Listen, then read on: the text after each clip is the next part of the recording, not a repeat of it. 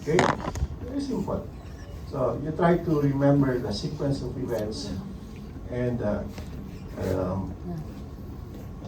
materials or the structures that are involved in the inflammatory process. Okay? It's very easy to understand. So you have here a very good example, patient with a swollen cheek or what you call this mandible because maybe of some allergy. And you have here a swelling because of the increase capillary permeability though, from acute inflammation. what else?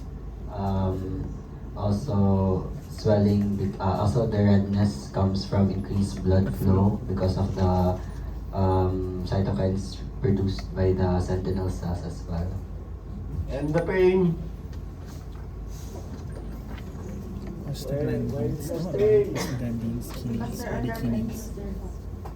have the sensory nerve endings that are being stretched apart. You try to pull the skin of your neighbor. Ganun mo mukha. Anong sasabihin niya? Arwa? Parang French. Arwa? Aray! Yung Bisaya, agoy! There is what? The stretching of the sensory nerve endings. Okay? But anyway, this is just a classical appearance of somebody who has an inflammatory condition. And sometimes that inflammation may not just be an acute inflammation, but rather a chronic type of inflammation because it has already been there for some time. But as you see it, at the moment, your immediate impulse or your immediate thinking would be, this is definitely an inflammation.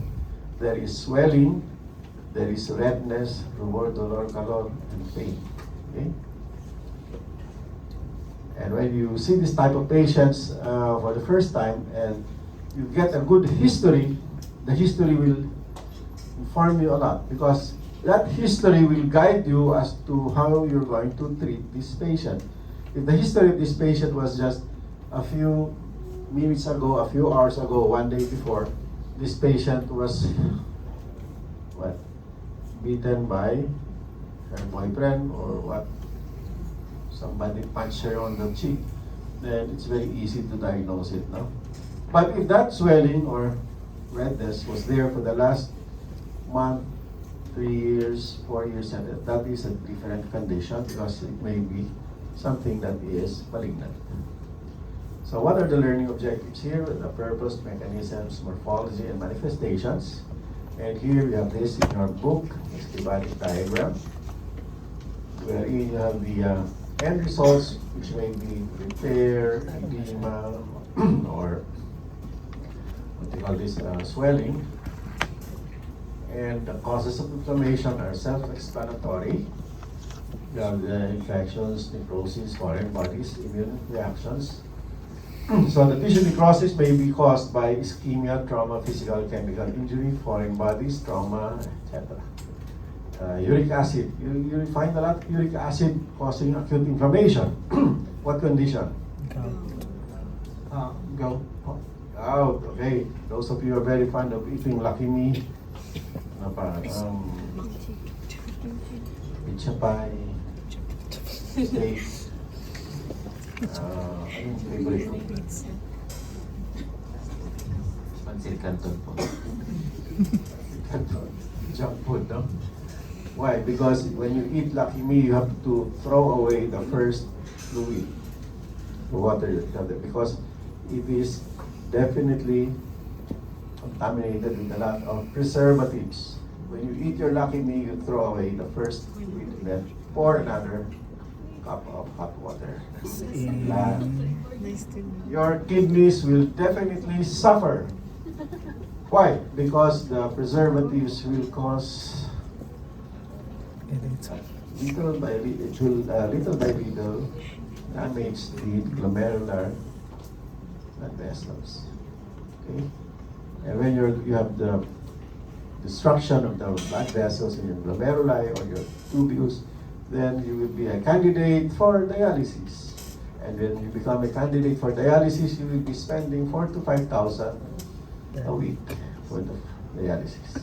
Until such time that you're going to replace your kidney with another kidney from another donor.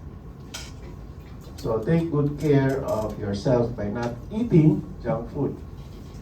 Junk food is very delicious actually, no? If you have ovishi, ano pa yung mga nakimi, but that is very disastrous to your body. Look at our Philippine setting. We have a lot of dialysis centers all around us because it is a lucrative business, because a lot of Filipinos eat a lot of junk food, from bulag to what?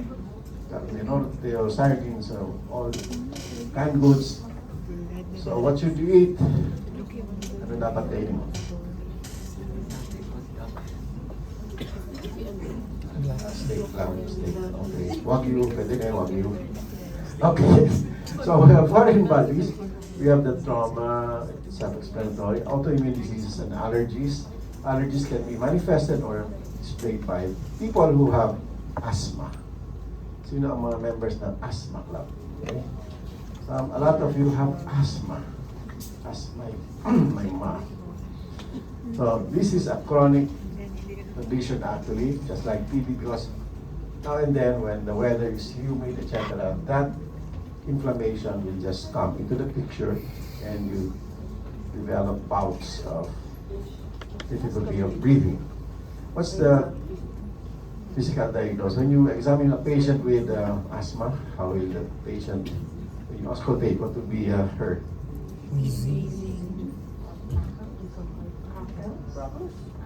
Wheezing. Demonstrate wheezing.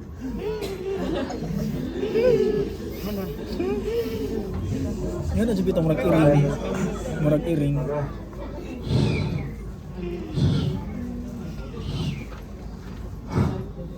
Because the air comes in, but it is very, very difficult to put it out, no? Yeah. Because of the contraction of the smooth muscles. No? So that's just one example of an allergy. Anyway, microorganisms, they have, how are they recognized? Definitely the microorganisms will soothe what type?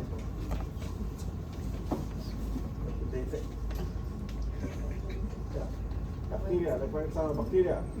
Bacteria will be having pathogen association with it. Be releasing toxins. Toxins. The toxins will be what? They will attract the inflammatory cells. Okay? Because if there is no stimuli or stimulus, then the body will feel okay. But with bacterial infection, for example, you just kissed your girlfriend who did not brush her teeth or his teeth for the last month, you will develop infectious mononucleosis. This is very common, especially in first world countries. No? Yeah. When they kiss and kiss, when you go abroad, it's very natural to kiss anywhere, no? First time when you go there, you see, kiss ng kiss. So Pilipinas, sinampal ka ng kiss. And it's very natural because it's just like shaking hands, no? For them. But in our culture, it's a no-no, no? You cannot kiss in public, okay? So, a lot of these people develop infectious mononucleosis because of poor hygiene, no? They don't brush their teeth, etc. And you can just imagine the smell. Have you smelled the mouth of your girlfriend who has not brushed their teeth for 2 weeks? Parang immortal, no? So anyway, just to put emphasis, your mouths are actually walking garbage cans. Remember, your oral cavity is full of bacteria, and that is why you have to brush your teeth or wash your mouth every time that you eat, or after maybe 3 or 4 hours you have to drink water, or when you sneeze or cough, you have to drink water to lessen the amount of bacteria in your oral cavity. Now, sensors of cell damage. We have the sensors here, and we have pt.1, and it's closely associated with the chemotaxin, and you have the process of what you call chemotaxis.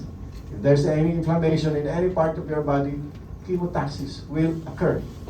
And the first cells to come to the picture or come to the rescue would be the neutrophils. The neutrophils will stay there for how long? 2 days. 8 hours. After 48 hours. 2 days. Macrophages Take over. will and replace the neutrophils. After the macro, itong second neutrophils macrophages. Yes, the dendritic cells.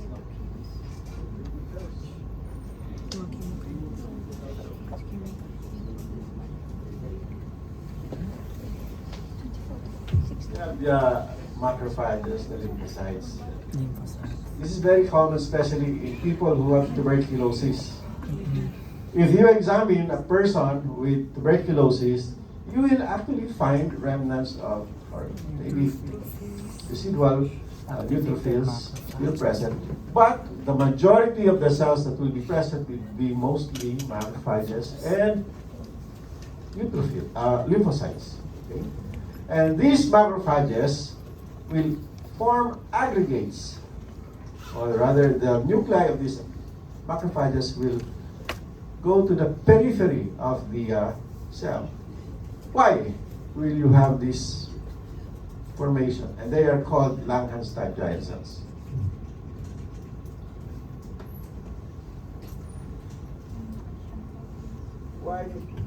Why will the nuclei go to the periphery of the histiocytes or the macrophages?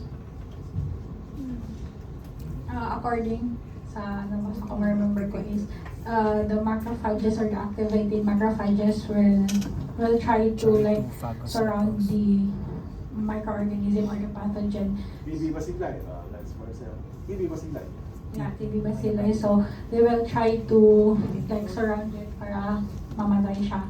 Parang ganun kasi parang if hindi pa siya namatay from the neutrophil, it means is like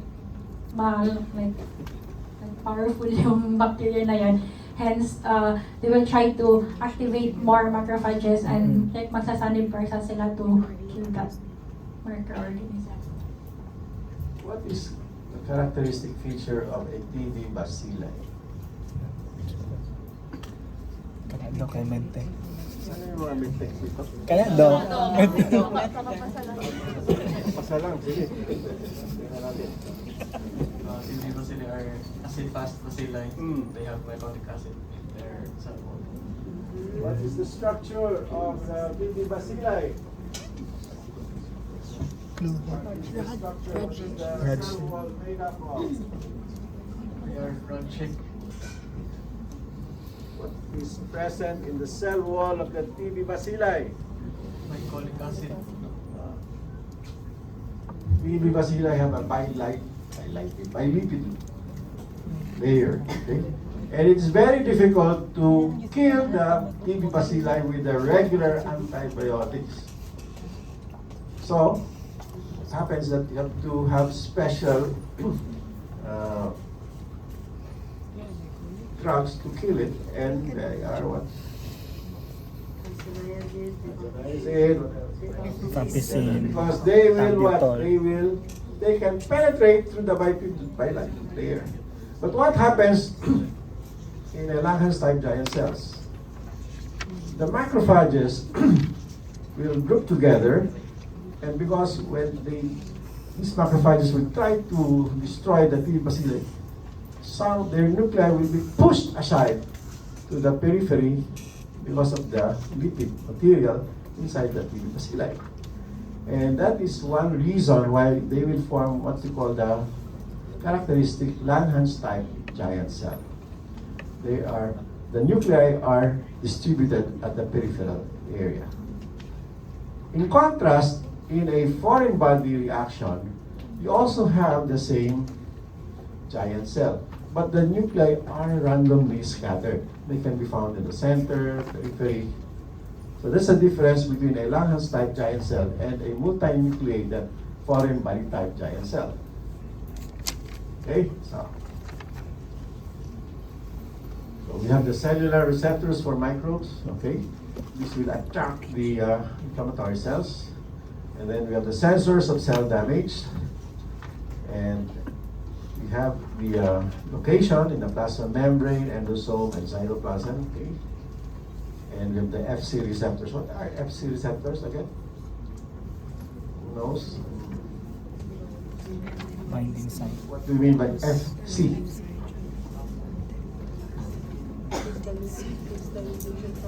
Crystallization fragment. Binding site siya ng mga antibodies. Component proteins.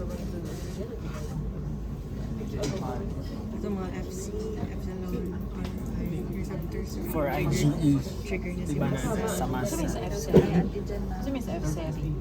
FC. What is FC? It's an abbreviation for what? Crystallize something. Fragment. Crystallize fragment. This epsilon. All of them are actually associated with the reception, the acceptance of the toxins or the signals that would stimulate them to, in turn, call the help of maybe the complement system. What is the complement system all about? The complement system is all about activating the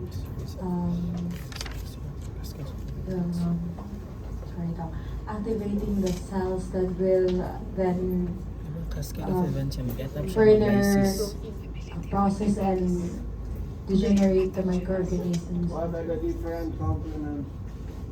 Alternative. The classical. C2, what's the most important? C3. Why? C3. Opsonization. Because If mag-leave siya ang mag-make ng Will end it with a membrane system daw. Lysis of the Because mag-activate si C3. Start na siya sa tuloy sa C3 po daw sa opsonization. opsonization. Pang ano po, para better po siya ma-engulf.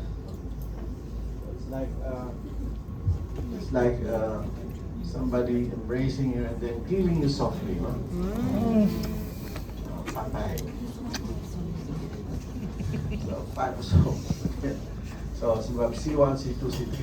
And here we have the reaction of the blood vessels to the histamines. Now you will frequently see or hear the word histamine. What does histamine do? Increase vascular permeability. The histamine increases the permeability of the blood vessels, causing the blood cells such as the WBC to go to the interstitial spaces and fight the pathogens in the interstitium. So in short, histamine sort of dilates and releases the cells, etc. But there are also negative effects. What is the negative effects if there is too much histamine in your system? Hypovolemic. Increase bronchoconstriction and difficulty breathing. What should you do? Taking in these vitamins. The histamines will help you, but sometimes they become unregulated or they become unruly, so you have to stop their over aggressiveness by giving antihistaminics. Okay? That's why when you have asthma or allergy or what, you always give an antihistamine. Otherwise, you will, what? Some people who have asthma will die or literally die, especially for those who have status asthmaticus. Chronic Asthmaticus. Chronic asthma. So you have to give antihistaminics. When you get bitten by a snake or whatever insect that has some venom in it, you give antihistaminics. If you are bitten by a snake, what will you give? Antivenom. What's the principle behind antivenom?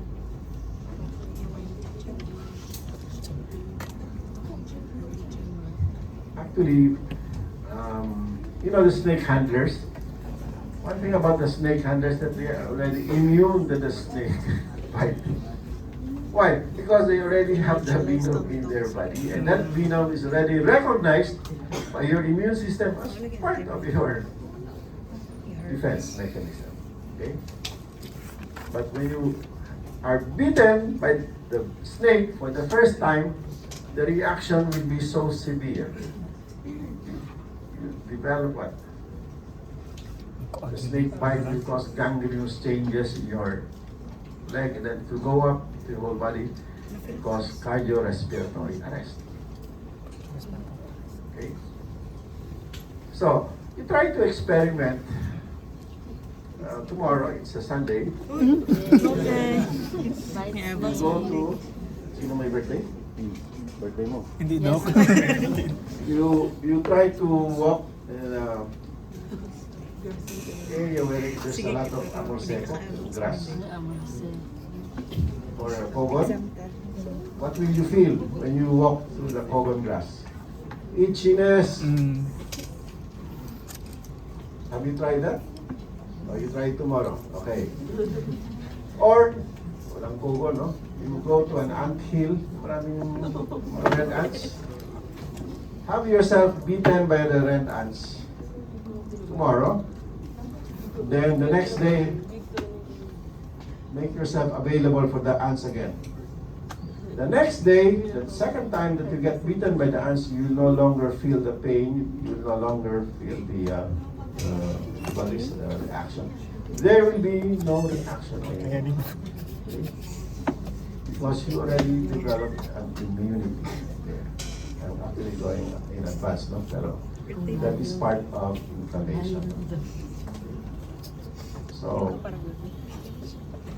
mga bee stings. How many of you have been beaten by a bee? Wala pa? Hindi pa nakatikim? You try to get beaten by the bee. Experience yan eh.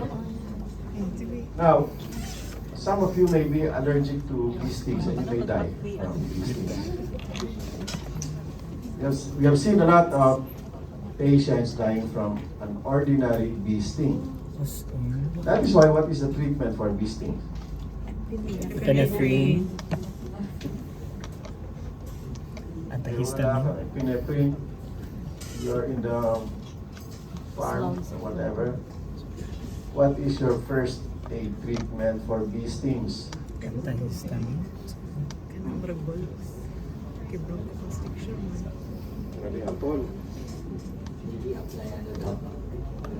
Compress, cold compress. No.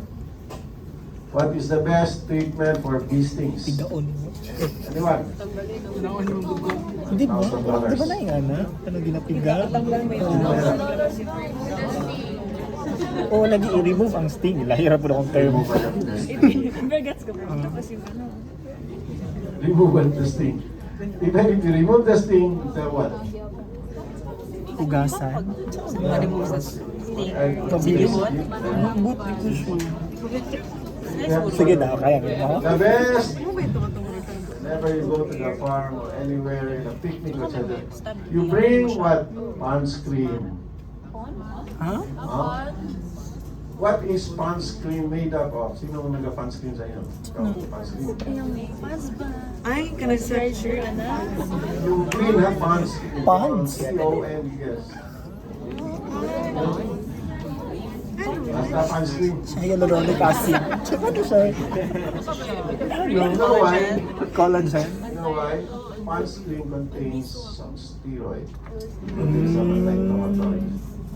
Just wipe it lightly, and in less than 5 seconds, all the swelling will disappear.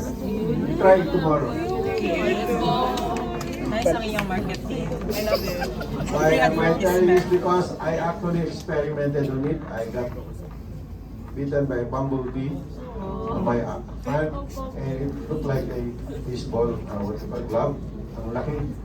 So I did not have any first aid. So I saw the punch cream of my mother. I placed punch cream, and in less than 5 minutes, 5 seconds, it disappeared. You try it. So I experimented it on my sa farm yung somebody let them go up the coconut tree. He did not want to go up the coconut tree because there were a lot of bees. I told him, you go up. Otherwise, wala kang sweldo. Siya, pwede kita puno ng pantal yung mukha. Kaya sabi ko, meron akong magic. In less than 5 seconds, disappeared. Siguro mga 20 bites yun dito. Disappeared. You can try. Pond's cream. I'm not advertising Pond's cream, but that is a very good first aid treatment for these things. But for ants, no. What does the ant secrete? What kind? Formic acid. Yeah. But for snake bites, what will you do when you have a snake bite? Kaya niyo.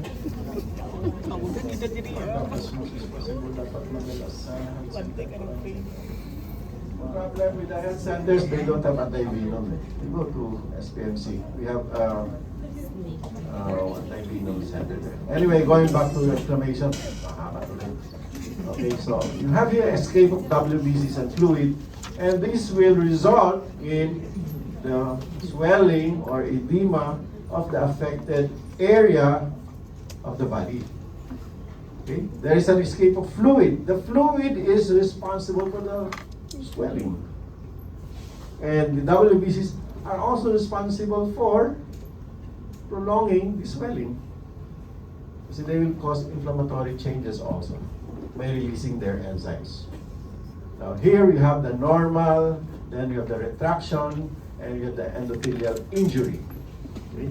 Now the injury may be caused by burns or microbial toxins, and they may be long-lived or last for a few days. So the diagram is very easy to understand. And then you have the responses of lymphatic vessels and lymph nodes. Try to examine your tonsils when you have a sore throat or if you have dental caries. You will notice that you will have some enlargements in your neck, no? And they become very painful because these structures, the lymph nodes, will expand or enlarge. And when they expand or enlarge, they will press on the blood vessels and the nerve endings. If the expansion is so rapid, they may undergo ischemia. And when you examine the lymph node, you will see focal areas of congestion and hemorrhage. Now, what is very important also here, when you have enlargement of the lymph nodes, sometimes they may cause obstruction. Where and who are the common patients that are affected?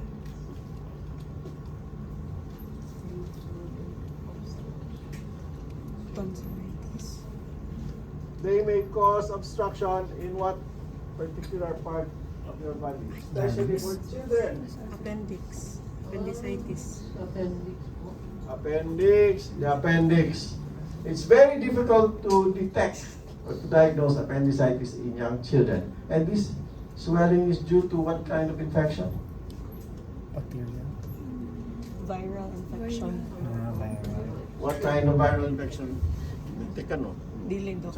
Nurse. Nurse, bakit alam mo? Anyway, the most common source would be a viral infection, especially in children. Okay, what are the So clean. viruses?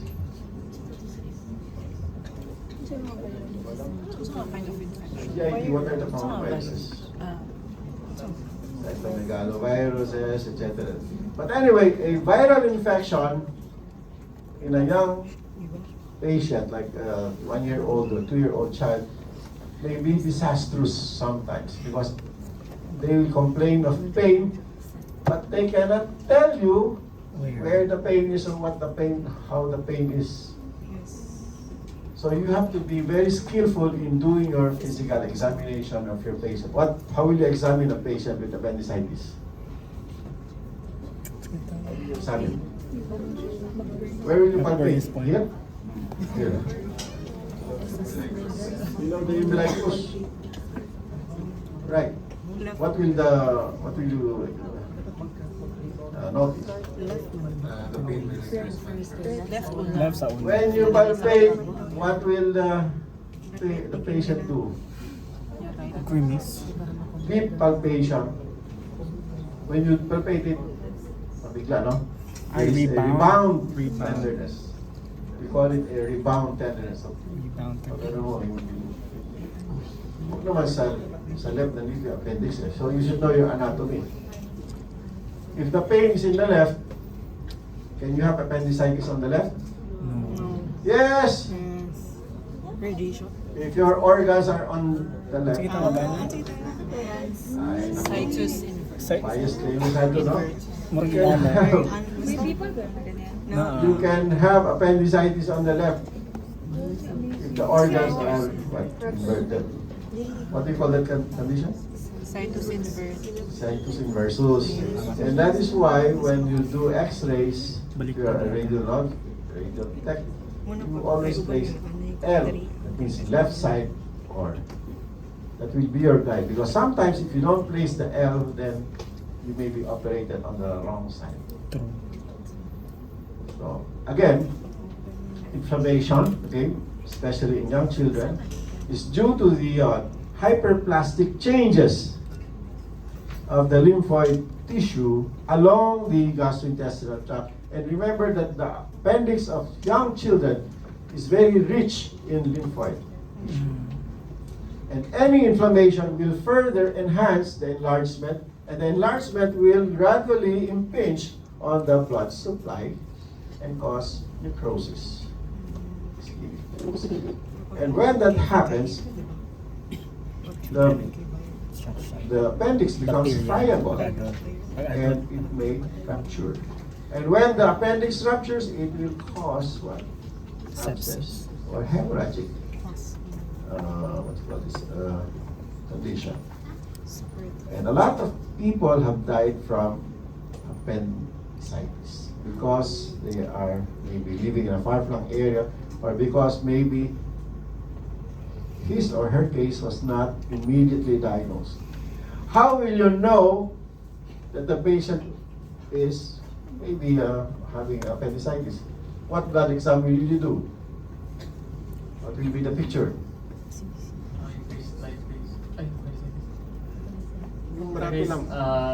Increase neutrophil count. So if you are in the rural areas, do a CBC count, and the predominant cells would be the neutrophils. Neutrophils. And that will also guide you in examining patients who are females who are maybe pregnant. Yung nabuntisan ng hindi niya alam. Or ginawa sa dilim. A ruptured ectopic pregnancy can also be determined through the CBC because of the increased level of neutrophils. So any acute inflammatory condition can be helped or complemented by a laboratory a simple laboratory examination, CBC, complete blood count. Watch out for the neutrophil count. If the neutrophils are beyond or above the normal levels, that is an acute inflammation. If the increased levels would be the lymphocytes, that would be chronic inflammation. Lymphocytes. So leukocyte recruitment, again, we already demonstrated this a while ago, and you have the different enzymes or helpers here, like the tumor necrosis factor, interleukin 1, 2, 3, 4, 5, 6. Remember all of those interleukins. And the interferon gamma, interferon gamma, Gamma. So remember all those enzymes. And you have here the tables of the molecules, and you have families of selectin and integrin. What do they do? What's the difference between a selectin and an integrin? Selectin is for rolling, integrin is for adhesion. CR sa kuko. Or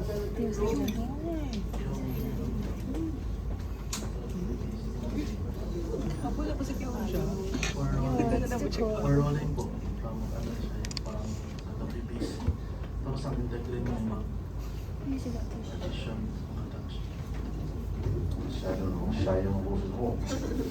Okay, so we have the leukocyte migration across the blessed wall, we have transmigration, diapedesis, okay, that's what I did mention a while ago, and we have the mediation by CD31 or PCAM1 and the secretion of the collagenases by WBC or white blood cells. Okay, so here again is a schematic diagram of diapedesis and chemotaxis. Very easy to understand, no? Just like reading the comics, no? Parang pakman yan.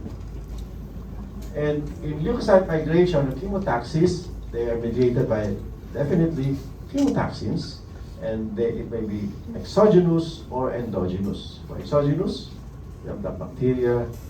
For endogenous, we have the interleukin 8, C5, the complements, or the arachidonic acid metabolites that are exemplified by the leukotriene B4. By the way, what causes or what is responsible for fever? Pyrogens. Can you explain to us fever? Fever can be induced by exogenous or endogenous pyrogens. For endogenous pyrogen, interleukin 1 is a pyrogen. Then interleukin 1, once it crosses the blood-brain barrier and reaches the hypothalamus, it will stimulate the arachidonic acid pathway, stimulating the production of prostaglandin E2, I think. Then prostaglandin E2 will continue to act on the hypothalamus, allowing it to increase the set point temperature, thus allowing for systemic vasoconstriction, trying to conserve the heat and also increasing the production of heat via the brown fat in the body. So that is why there is fever. I want to know how heat is produced. Heat, come on. Why is there heat? From what I understand, heat is Produced by the metabolic processes in the body. And then, when you light candle, there is what? Energy that is released. Diba? You try to exercise. When you exercise, there is the release of energy in the form of heat. Heat. Okay, tama yun. All the words now. But the heat itself is due to the energy that is extruded out. What is the normal body temperature of an infant? Ay? Ang infant daw, normal. Bias talaga kayo. Normal temp daw sa infant. What is the normal Temp sa infant. body temperature of an infant? Adult, 7. a female and a male, what is the... Okay. Those are very little things that you take for granted. No? Does the male person have a higher temperature than the female? The younger? Yes, Okay. And when you take the temperature, what is the most accurate area where you can take the Rectal. temperature? Tympanic. Rectum, armpit, Choices di ay. dito. Tympanic. Or So you have a lot of points of entry. No? But the most for young for children, the best would be the rectum. But now, because of the advanced sciences, ginagano lang yun, no? Tum. Is that accurate? No, because pagka lobat ka, joking lang. It's also accurate. No? But there are a lot of factors involved. Okay? The machine is not so it's not functioning well. Galing ng chain, galing ng board. So you have some, but you have a range actually. You can determine the range. Okay? Some people are so scared of taking their temperature, body temperature, because they think that if it goes high, they are sick. Eh, nagre-regla yan eh. What is the highest temperature when you have your menstruation? You don't menstruate? Oh. Don't know? You try to take your temperature when you're menstruating. There will be an increase in temperature because you are bleeding. Actually, you are literally bleeding, and there is some form of inflammation. Remember that. Okay? When you are menstruating, you develop a lot of pain in your breast. Your breasts become enlarged. When you, how many napkins do you use? If you use maybe 1 dozen napkins, is that normal? No! You should only use how many napkins? 2 to 3 pads. 2 to 3 pads. Okay. So here is an electron micrograph of the neutrophil. And here you have the neutrophils, 6 to 24 hours, their lifespan, and the macrophages have a longer lifespan. And in between the muscle here, these are the inflammatory cells. This is skeleton. These are muscle tissue. Skeletal muscle yata yan. Okay? And you have here the graph, edema, the neutrophils, macrophages. They peak on the second day or third. And on the third day, they gradually taper down. So phagocytosis, you have the sequence of events: recognition, attachment, engulfment, killing, degradation. So those are the sequence of events. You don't go straight at killing, degradation without recognizing. Before you kill somebody, you have to recognize that that is the target. Okay? Because if you just kill and kill, para kang buwang, no? When you kill somebody, you should know that this is the target. Okay? So next, you have the phagocytic receptors. You have the mannose, the scavenger, the MAC1, and the opsonin receptors. Among them, we have the opsonin. It's very commonly mentioned. So you have here the schematic diagram again. And the end product would be killing of the microbes or the amplification of the inflammatory reaction. Engulfment. Okay, so this is again the schematic diagram of the polymerization of the actin filaments. So it's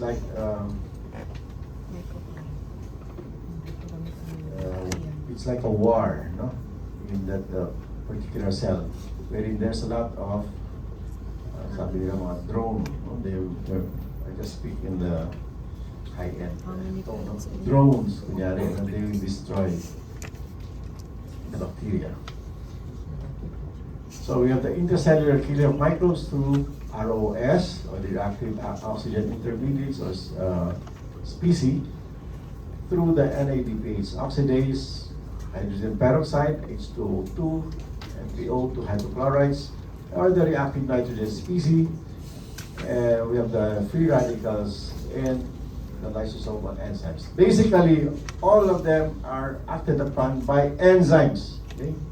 Even the food that gets stuck in between your teeth are digested by the enzymes in your mouth. Because if you don't brush your teeth for 1 year, what will happen to your teeth? Bubulok yung ngipin mo. Why? Because the enzymes will not only eat up the pieces of meat, 1 kilo of meat na sa ilalim ng ngipin mo, but they will also destroy your dentin. Ano is it? You call dentist sa inyo? No dentist, no? That's why you will have dental caries na bubulok yung ngipin nyo because of the action of these enzymes. They not only digest the food that is left behind in between your teeth, but also the teeth itself. So it's like, for example, this table, I'm going to destroy this together with the 4 occupants of this table. That's what's happening. No? Walang pili, no? Okay, so again, here we have the schematic diagram. The killing and degradation as the end result. We have the neutrophil extracellular traps. And the leukocyte-mediated tissue injury, which is very difficult to eradicate, infections, endogenous or exogenous substances, autoimmune and allergic reactions. What do you mean by leukocyte-mediated tissue injury?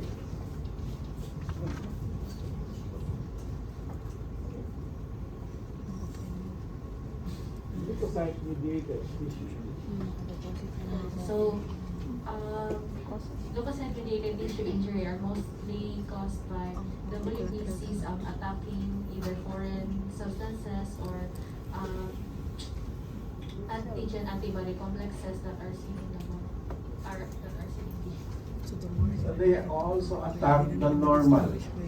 They attack the normal and the normal. Okay? That's the problem with, for example, in autoimmune reactions. You know, we have a lot of patients right now developing autoimmune diseases. Why? Because their immune system has been Compromised. disrupted. The cell cycles in their bodies have been disrupted because the cell cycle did not perform its function well. Yung checkpoints ng cell cycle mo is not very efficient. And that's why you develop an autoimmune disease. And this is a very big problem right now, especially for your generation, because most of you do not eat the proper food. Sometimes you eat lunch, pizza pie, burger, then dinner, ganun pa rin, pizza pie, dinner, coffee, 3-in-1, etc. So you no longer have the natural immunity, because in the past, people would eat vegetables, but now your vegetables is what? Made up of lettuce. And lettuce basically contains 95% water. Tubig. Masarap lang kainin, diba? Social. You should eat what? Kamote leaves, kangkong leaves, malunggay, and whatever. You can even eat grass and even gumamela. If you go to Korea, one of the salads there would be the leaves of the gumamela with the grass. I was so hungry that I ate grass and gumamela leaves when I arrived in Korea because it was very delicious. But when you bite through it, it's very difficult to chew. Para kang baka. Korea daw. So look at the Koreans, they're very healthy, huh? They have very good skin. So other functions of activated WBCs would be to amplify or to limit inflammation. So they can have the good side or they can have the bad side of it. And you have the release of growth factors. Okay, growth factors are now coming into the picture because after the inflammation, they are there to repair or to bring back the normal structure of the damaged area. Okay, growth factors. What are the different growth factors? TGF, transforming growth factor, alpha, transforming growth factor, beta, keratinocyte growth factor, hepatocyte growth factor, platelet-derived growth factor. Hepatocyte. Si Joyce. Si Joyce ganyan mo. Pag-ina sa TNF? Ito na si Doc, diri na si Doc. Wow, Joyce. From the top. Epidermal growth factor, transforming growth factor, alpha, transforming growth factor, beta, hepatocyte growth factor, vascular endothelial growth factor, platelet-derived growth factor, fibroblast growth factor 1 and 2, tapos keratinocyte growth factor. What is the most important growth factor? TGF beta. Kaya na suppress inflammation. Transforming growth factor beta. Okay, very good. What Hindi mo is na siya yung libro, ha? Puro green yun eh. Face ng libro. Anyway, so you have the release of growth factors and the release of enzymes for tissue remodeling. Tissue remodeling. So they have to make some adjustments, no? When there's damage to the tissue, the repair through the growth factors will do some remodeling. Parang ito, if this is dilapidated already, you have to do some renovation or remodeling. And that's the principle behind there. Okay?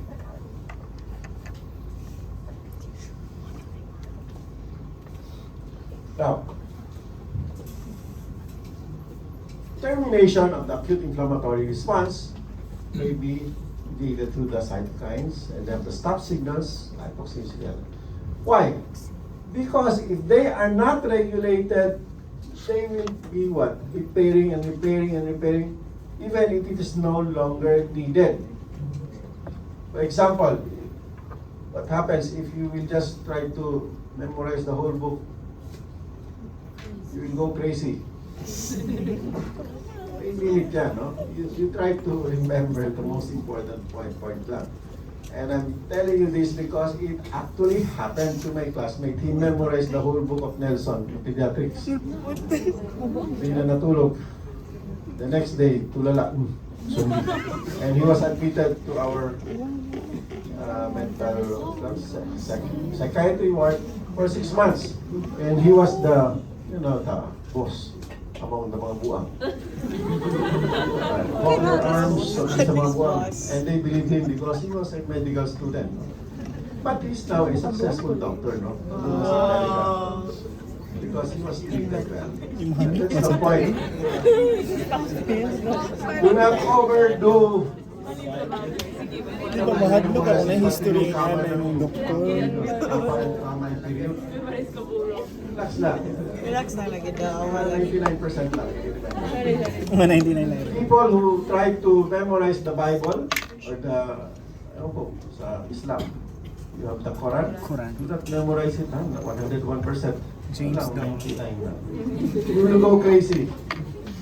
Yeah, because the people in the mental institutions, they know or they can read the Bible well. They can cite the verses, the paragraphs. Yung pato, 98% pwede na. 99. I read the book twice, back to back. So I can tell you what page to where to find that. Sige daw. Kaya mo? Because when I prepared for the board exam, to read it, because the board examiners are crazy. They will ask even the footnotes. That's how difficult it was, no? So they will ask you any question under the. So anyway, but you can do it. No, there is nothing impossible. Why? You can read the book maybe per day. You can read 20 pages a day. That's good. While you're talking or you're eating or sleeping, you can read the book. Sleeping. Anyway, again, so let's go now to next. Let me go to the next. Secretary. Ang Evans, di ba start diri Dili Ay, ka katong kay kay Doc, Doc, parang yun ang top. Tumidi. Tapos chronic. Ay, dito. Dapat siya. 6 months lang. Mawala. 6 months. Mawala sa akin. Magbasa ka.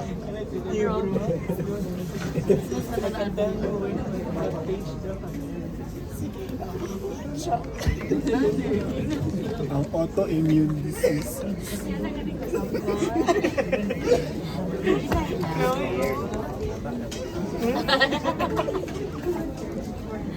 Nay. Di kita mabuang Nay na. Dahil ka na present pa man. Lain lang ko na. Layo pa juga dyan.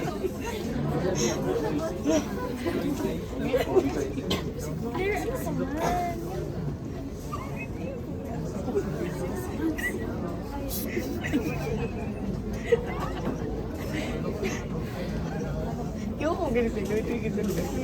Layo na di ba si Doctor? Doon pa siya.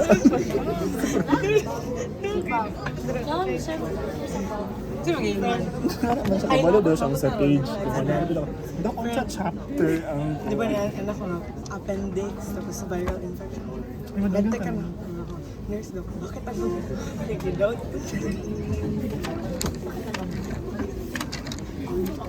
Bawal eh.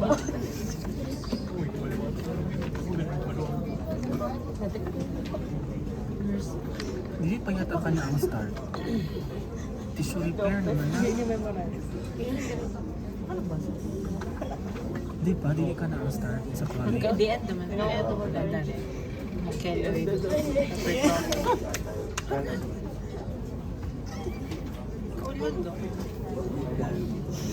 Ha? Ito ay tiyata. Ang bagay naman si kumukha. Sila. Ha? Sino sa kumukha? Ay, hindi.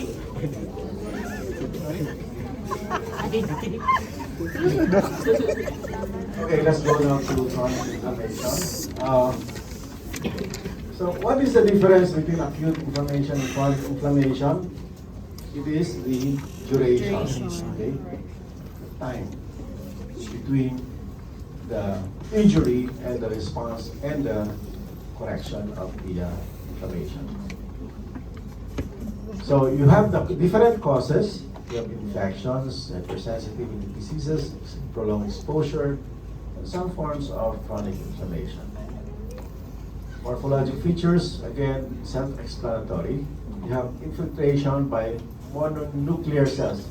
When you say mononuclear cells, these are actually the lymphocytes, the macrophages. And you have the tissue destruction, and you have the attempts at healing. So we have here the role of the macrophages. Okay, the macrophages, where do they come from? Where do the macrophages come from? Organs, tissues. Bone marrow. So they are located in the tissues. Now, if they are located in the blood, what are they called? Monocytes. So you have to differentiate the monocytes from the macrophages. Okay? Pagka nasa tissue na siya, it becomes a macrophage. The two major pathways of macrophage activation called classical and alternative. Can you tell us something about classical and alternative in the title?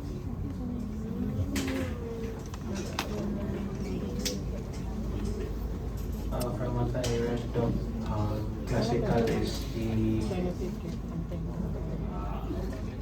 classical macrophage is the mag-cause ng inflammation, whereas the alternative is mag-cause ng inflammation.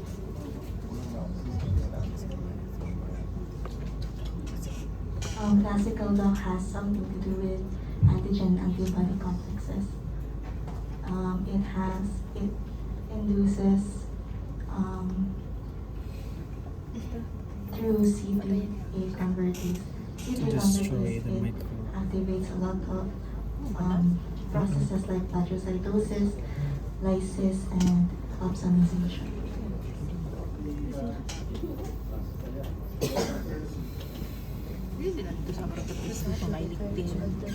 Alternative complement to involves the induces the cytokine production products such as interleukin-4 and interleukin-13. Aside from the interminence of the inflammatory response, it also promotes tissue repair. One of the major functions of the M2 doc is for clearing dead cells and debris po. And compared to M1, it is anti-inflammatory. It does not have a microbactericidal effect for the. I believe they already.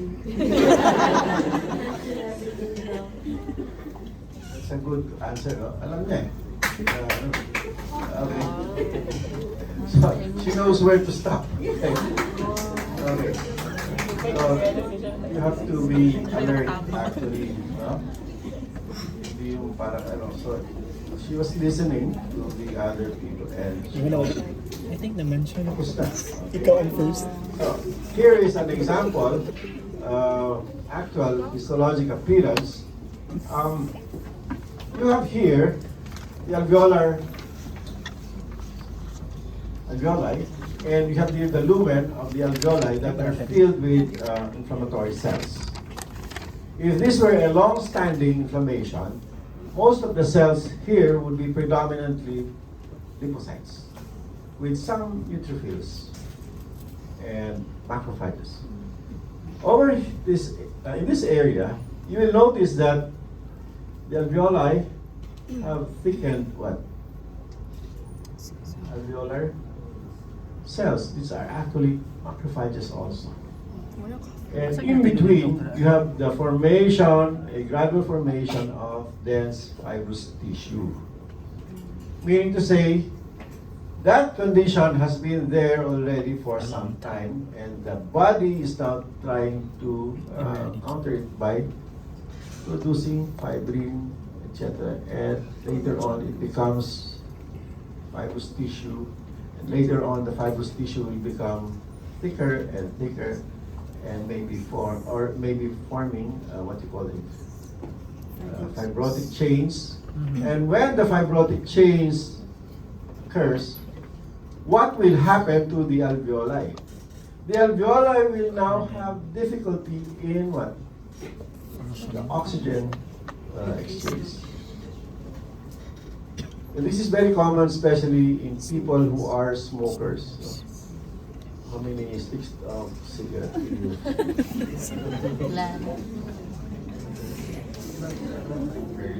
many puffs do you? One stick. One pack siguro yun. Okay, so he's a smoker. Claro man, no? Anyway, remember, if you are a smoker, sabi mo, ay, nag-quit na ako daw 10 years ago. That 10 years ago will still be present in your lungs. Why? It has already caused some degree of fibrosis. It has already what? It has already destroyed some of your alveoli. If I examine a patient with past history of smoking for the last 5 or 10 years, the color of the lungs will be like this. The black hair. The normal color of the lungs should be what? Baby pink. Parang mga baby pink. Medyo lighter lang ito.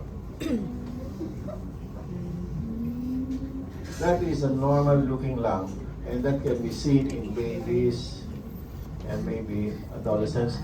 But at your age, hindi na, because you will have blotches of black patchy areas because of the exposure to the environment from the dust, from the smoke, etc. Do not expect your lungs to be baby pink. No? Hindi na kayo baby. So, but still, if you have not been exposed severely to the environment, your breathing, your oxygenation will be still around 90 to 95%.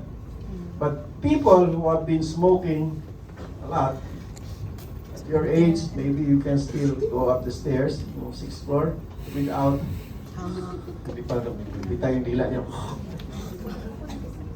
Why? Because if you have been smoking for the last 5 or 10 years, you go up the stairs, sa 2nd floor pa lang, hanap na. Yan. Ito Jemari. Some of you ladies actually know how to smoke, no? Sino yung mga nag-smoke? Isha. Daduyo daw. Smoke and coffee yan, no? I know. Yeah. You may look very, sophisticated. No? Claudia daw. But the consequences very, very bad. Okay?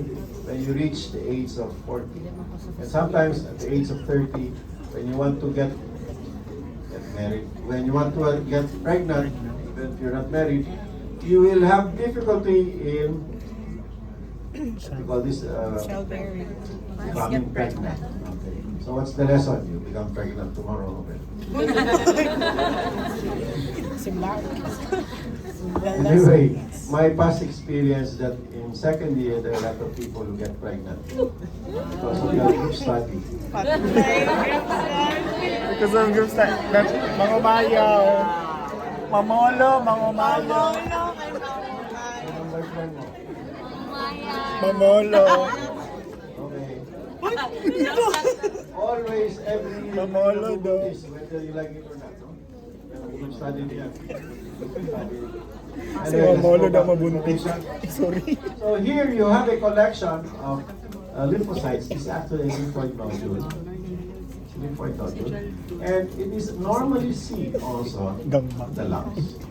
But sometimes it becomes so aggressive and it undergoes what you call an atypical transformation, a typical lymphoid proliferation.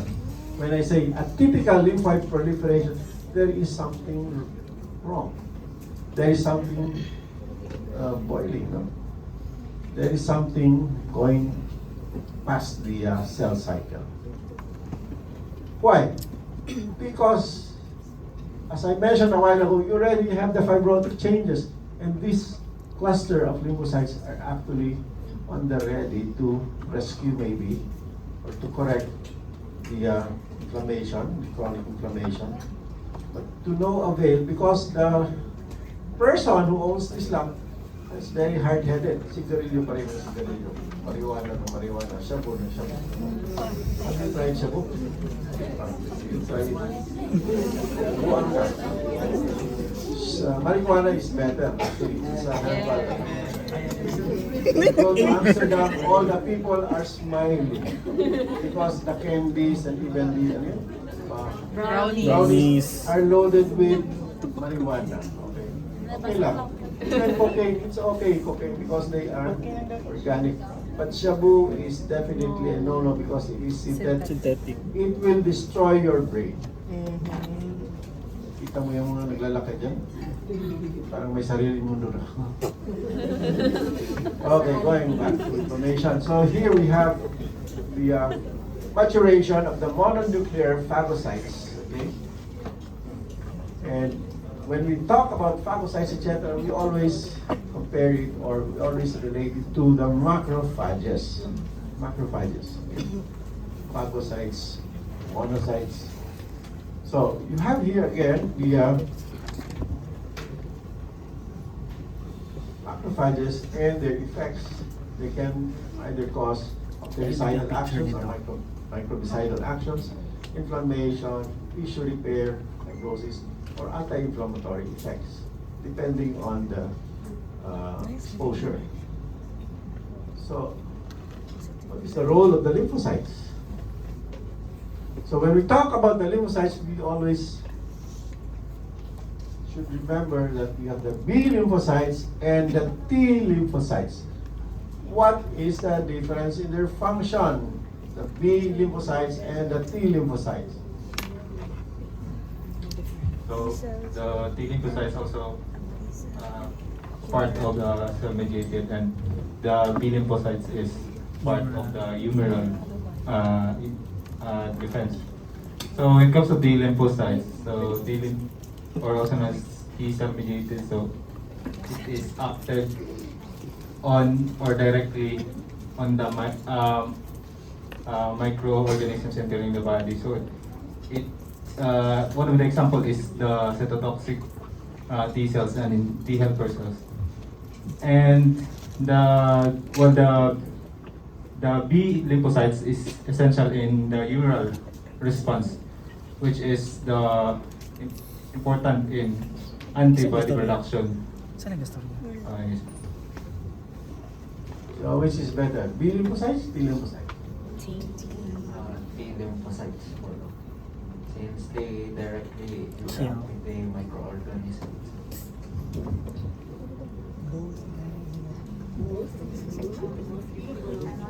Doctor, I think they're both important because both have specific functions.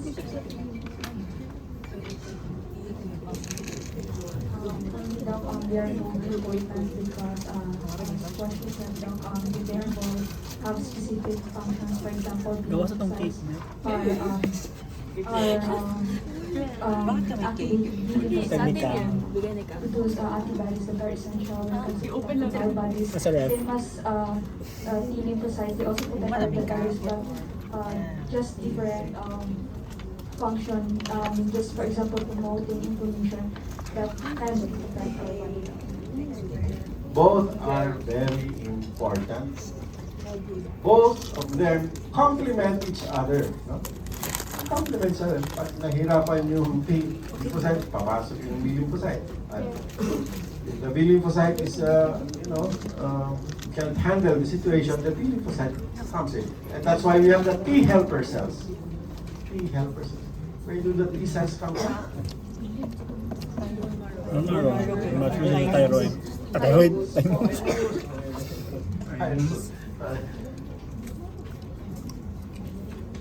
Now, you have the other cells in chronic inflammations. We have the eosinophils, mast cells, and the neutrophils. Tell us something about the eosinophils.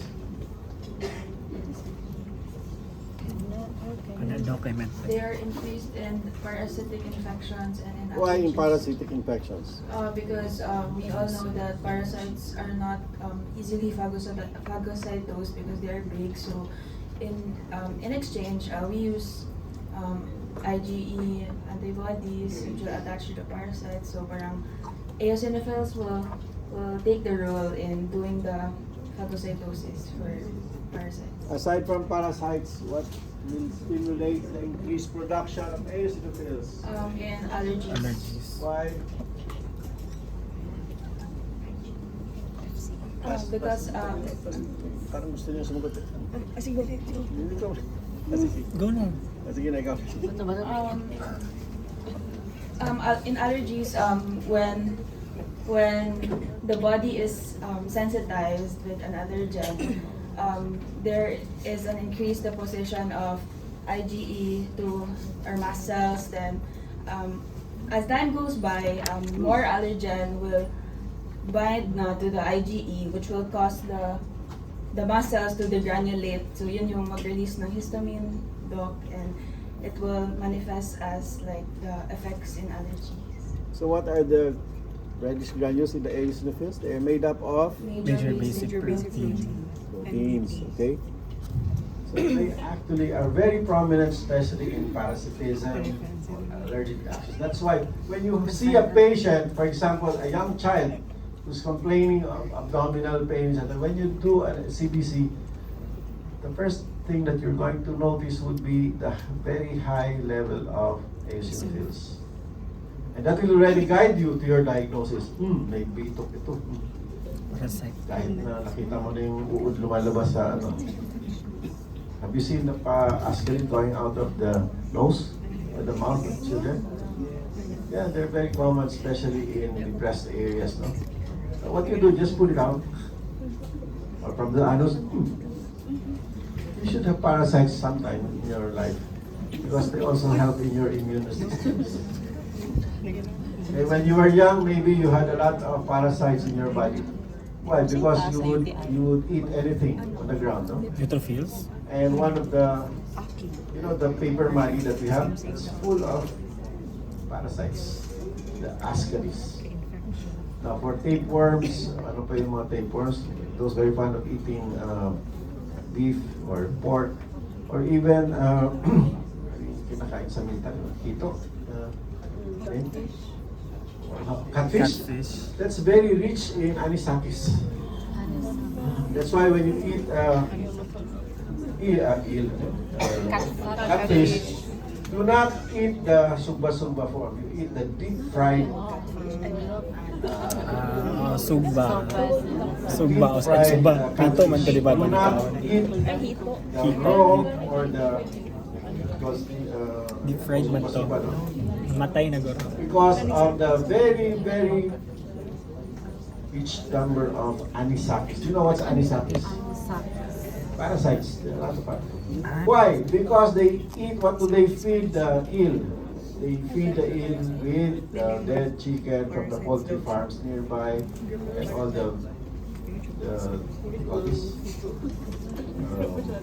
entrails of pigs, etc. And that's why eating the catfish is sometimes not healthy, okay?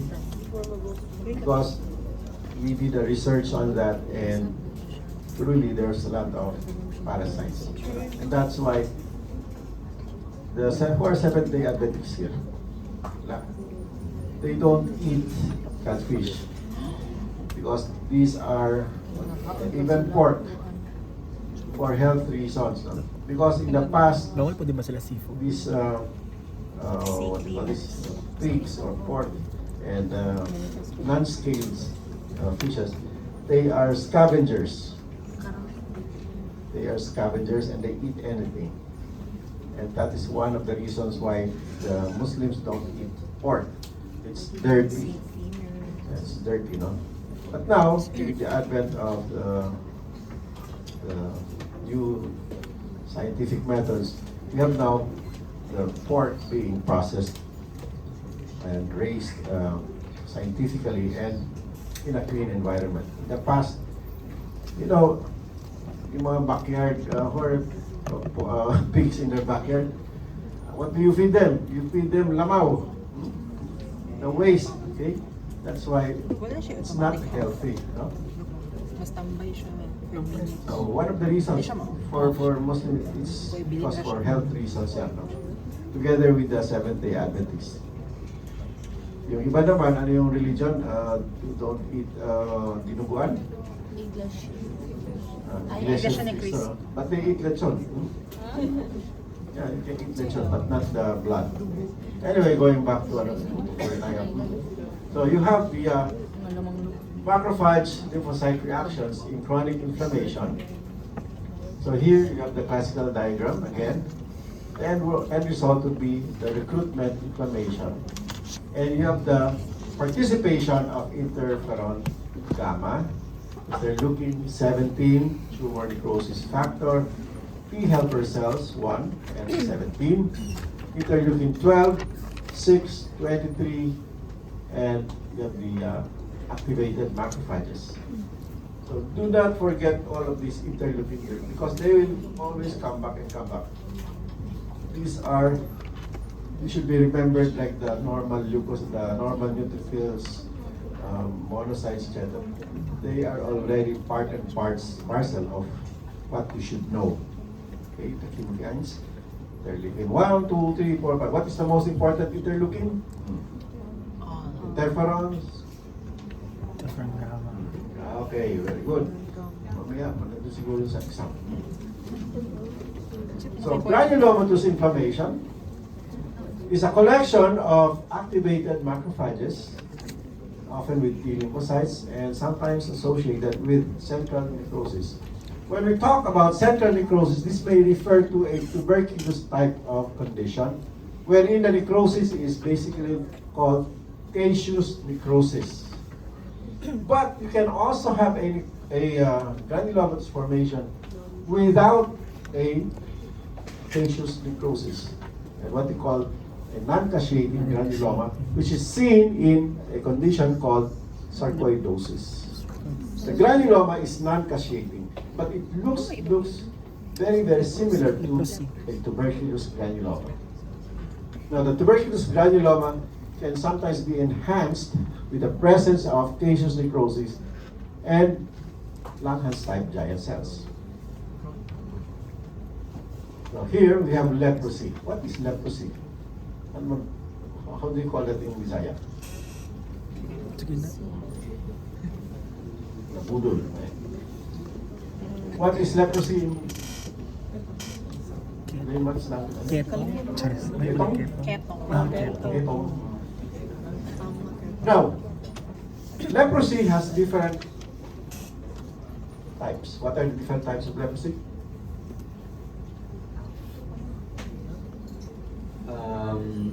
Yung cause, alam ko lang daw is yung cause ng Mycobacterium leprae, yung... What is the difference between Mycobacterium leprae from Mycobacterium TB?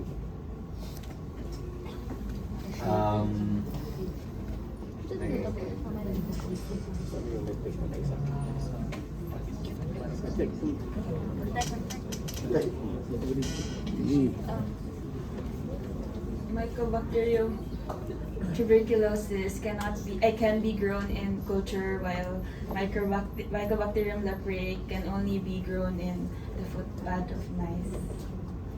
Are you sure? Yeah. How will you diagnose how will you really identify? What method will you do to identify Mycobacterium TB from Mycobacterium? And Mycobacterium. What special stain? Acid fast. Acid fast for Mycobacterium tuberculosis. for leprae. Cell culture. Fight. Same. Mahal Fight yung stain. mura lang. Fight stain. Ha? Fight stain. Ano no? Fight stain. Fight Faraco stain for leprae. Or as for TB, acid fast. Okay? Fight Faraco. Because they have basically the same morphological appearance. Now, what is very characteristic here would be the physical appearance. They look like psoriasis. Are you familiar with psoriasis? Yes. Or they are very similar to tinea, fungal infections, tinea flu, versicolor, etc. But in the layman's term, they call it cachexia. But in leprosy, try to examine a person who is a leper. How will you know that he's a leper? Demonstrate.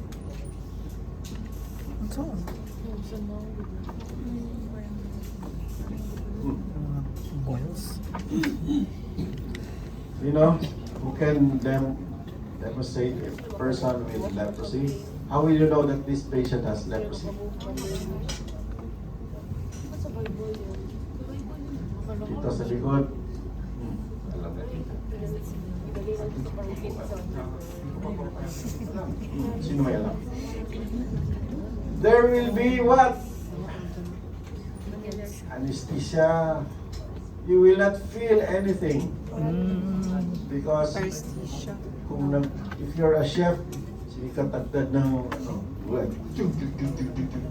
then you don't know that you're already cutting your fingers. Leprosy.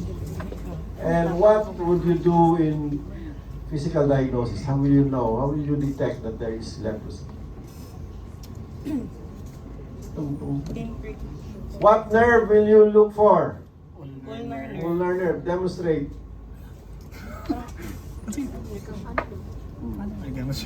Allah. Ikaw. Hindi. Where is your ulnar nerve?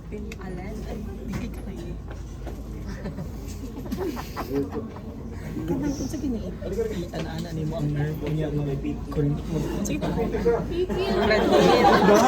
Ano ang pipi daw? Ito. Ito, look at. Tingli. There is no sensation. If there is no sensation here, ito ba, that is the ulnar nerve dito. So may medial aspect ka ng arm mo. Sige mo. You will have some sensation, but tingin mo yung sabi mo. If there is no sensation, then that would be one sign that maybe this patient or this person has leprosy. But we have different types of leprosy. You have the tuberculosis type, you have the lepromatous type. Ano ba? What type siya? Leprosy. Board. Sige, assignment. So here, we have the characteristic lesion. And if you try to prick it with a needle or whatever, sharp object, there will be no response from the patient. There will be no pain. Why is there no pain in leprosy?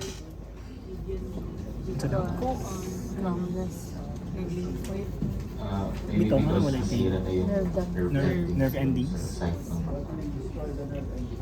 the bacteria. So the Mycobacterium leprae will literally eat up the nerve. So when the nerve is destroyed, wala nang sensation. That's why, sino bang nakatanggap na, who already have experienced a root canal or tooth being pulled out? Wala pa, maganda pa yung dito, tingnan ko lang dito.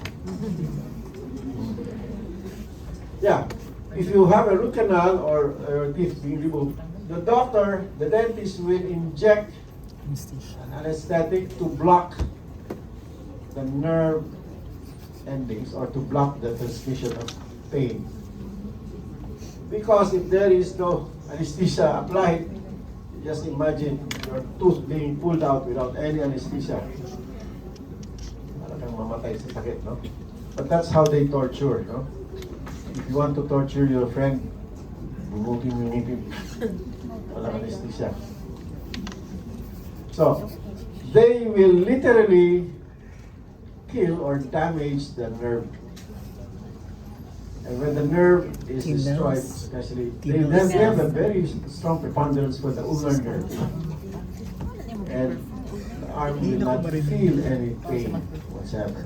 You can still move your arm, but there will be no sensation of pain.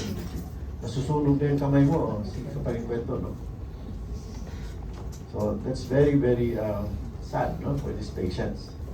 So here, we have a comparison now with tuberculosis. These are the Langerhans-type giant cell. And this is the caseous necrosis. In caseous necrosis, you have the obliteration of the whole architecture. Because it is a combination of what? Coagulative necrosis and suppurative necrosis, caseous necrosis. And the appearance is like white cheese. Have you tasted white cheese? Parang yung... If you have not yet been circumcised, what will you see?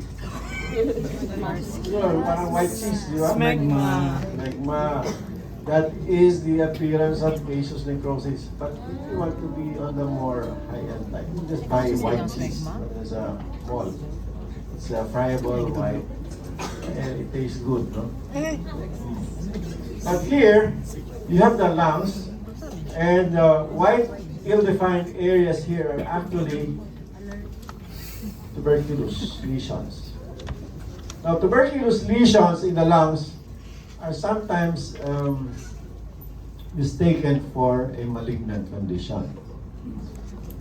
Now, if you have your chest x-ray and you have a lesion in your lungs, if you're young, still young, the most common diagnosis would be a tuberculous lesion. But if you're rather old or already senile, most probably it will be tuberculosis and carcinoma. Now, in the past, when you had tuberculosis, it was already a death sentence. Who was the Philippine president who died of tuberculosis? Aquino.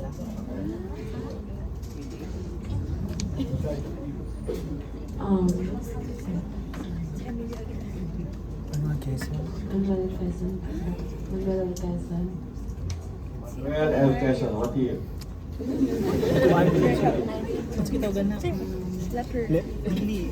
Polio.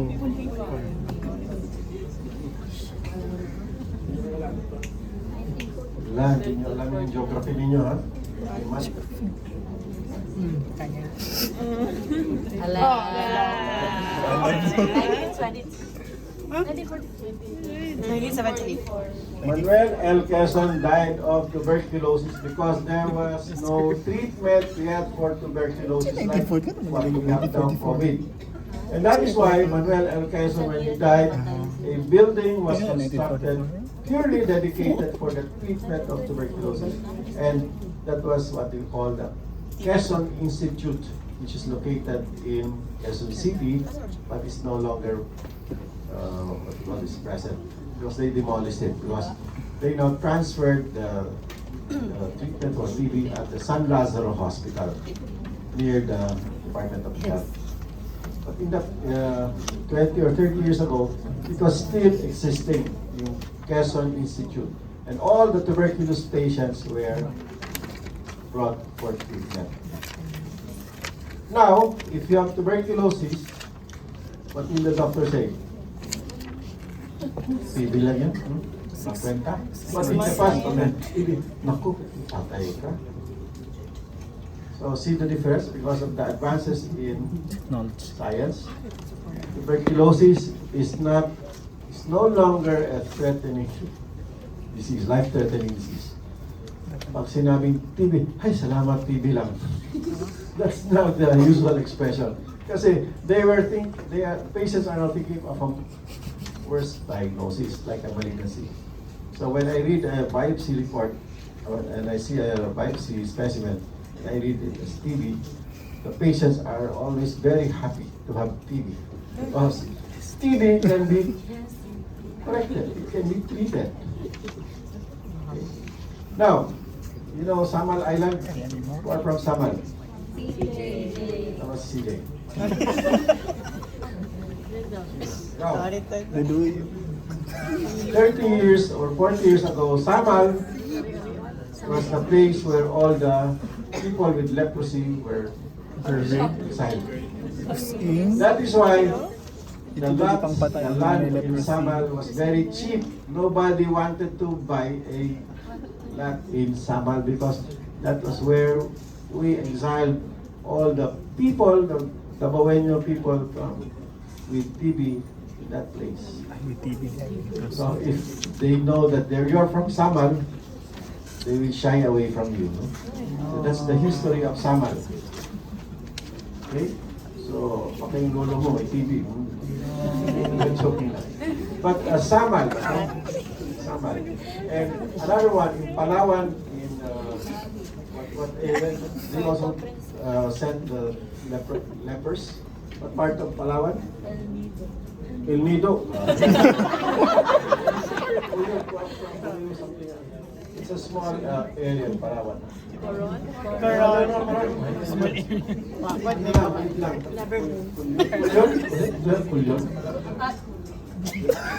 Pulyon? Yeah, they sent six people there. Pulyon. Lepers. So in Luzon, Palawan, and then Pulyon. Okay, that's where they sent the lepers from Visayas and Luzon. But here in Mindanao, they were sent to Samal Island. And they died there, no? So it's very curtailed, no? Not mga leprosy. Okay, so that's the history of Samal. So going back to our lesson, okay? So you have chronic prostatitis. What is the cause of chronic prostatitis? Inflammation. From what I read, Doc, it's common just sa males over 40.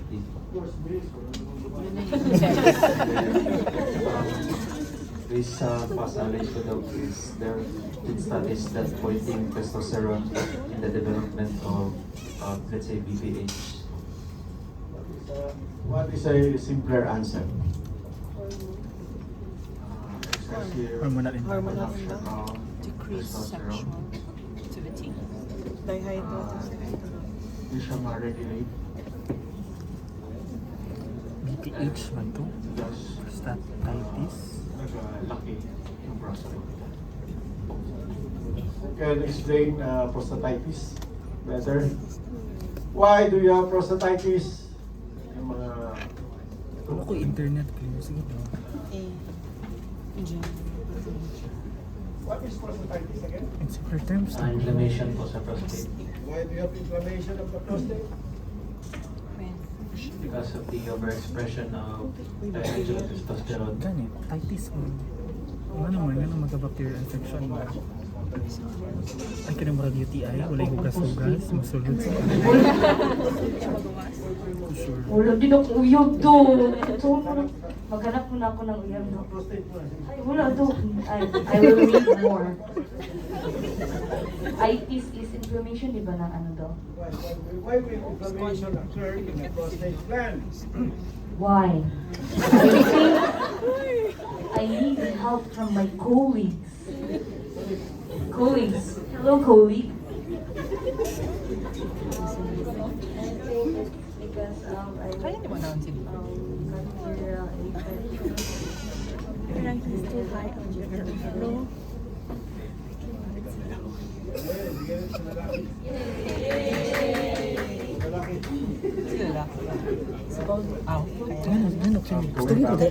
It's likely because of, as mentioned earlier, an increase of dihydrotestosterone. And then usually it happens for people who are about 50 years old because other than that, usually for the younger generation, they get to release their prostate more compared to the older generation. So that's why there's an increased inflammation.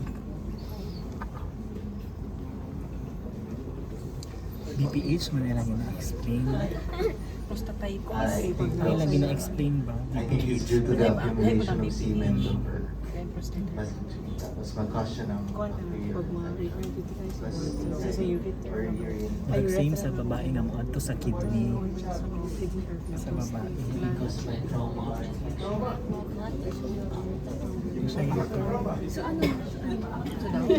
Ano, bacterial infection, marag nagsaka na siya ba? Recurrent UTI daw. So nagsaka na siya sa prostate. So, ang UTI ang marag Oo, siya ang cause niya. Sige lang, always lang siya basta. Sige, Nag-irog-irog ba yan? There is loss of excretion sa fluid then mag-accumulate bacteria then maka-cause of inflammation then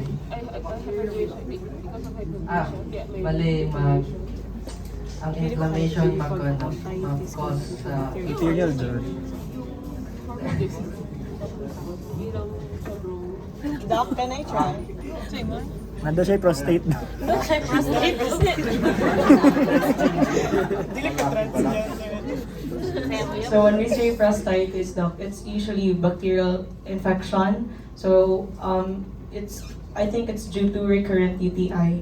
So when there is recurrent UTI, the more na parang always na-infect ang person instead na sa urethral lang usahang infection, it will leak out to the prostate gland causing prostatitis. What else?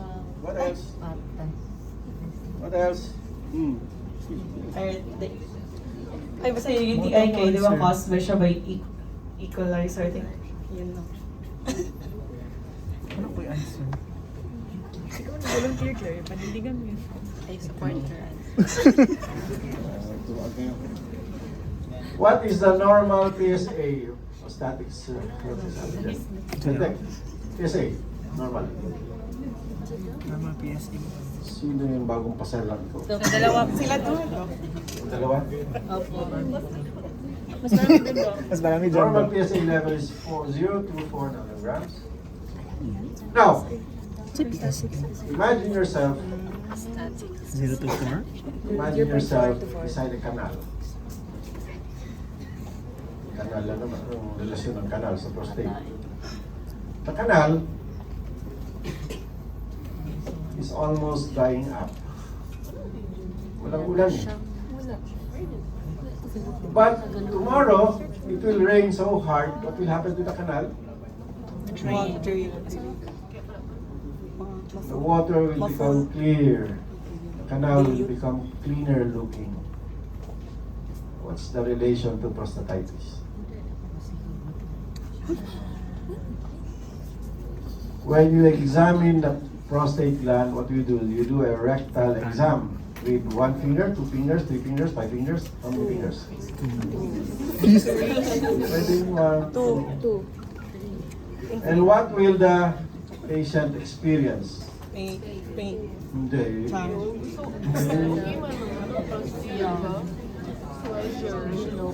Discomfort. Sexually aroused nila.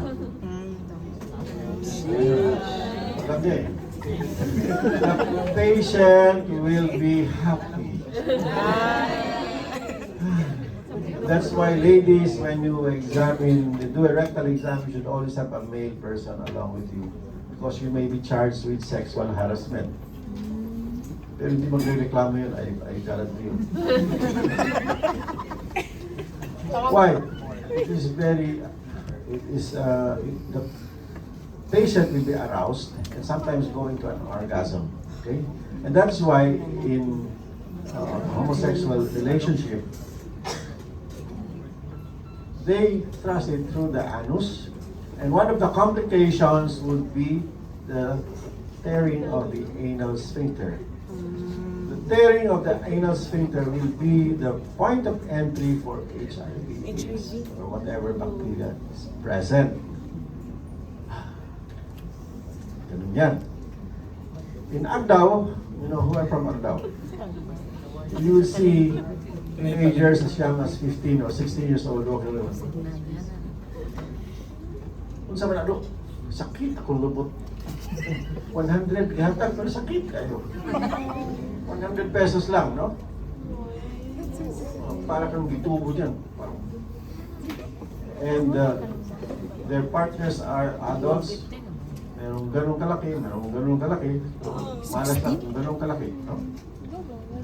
But the trouble is with prostatitis, yeah, you have a break or a retrograde infection from the urine, or there is the accumulation of what? Prostatic concretions, which will form stones. When the stones form, they will erode or they will press on the prostatic tissue and cause inflammation.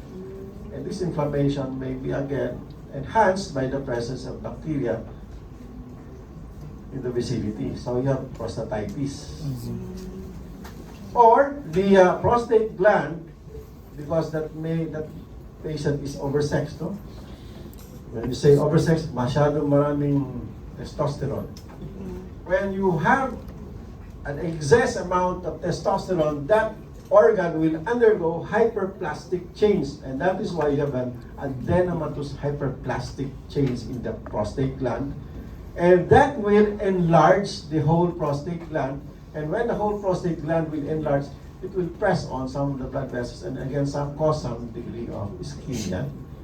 Or maybe the hyperplastic change may graduate into a malignant cancer. That's why, guys, sabi nila, do it at least twice or thrice a week. Twice or thrice a week. You inject those excess prostatic secretions. You can do it manually or whatever you want. Sa daw. You don't have to do it with another person. Ejaculate.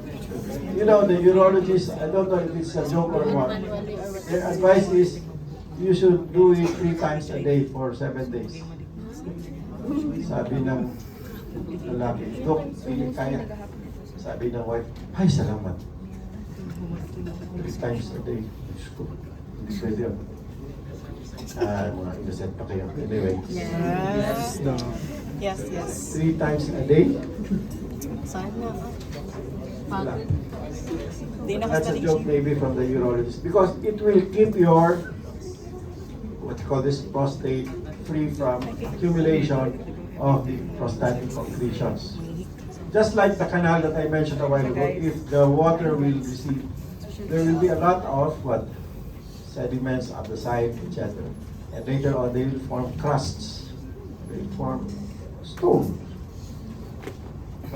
When there is stasis in a usually normal flowing river or whatever, that will be a source of what? Accumulation of particles. Just like when you have thrombosis. Thrombosis, when your blood is very, very sticky, it's very what you call this, concentrated. The platelets will accumulate and slowly adhere to the endothelial lining and form a thrombus formation. And that thrombus formation can be a source of what? Myocardial infarction or what? A cerebrovascular accident, CVA. So the lesson here is that it should be kept flowing. Remember, when you grow older, some of you will just sit on one side and then watch TV, then kain ng mga junk food.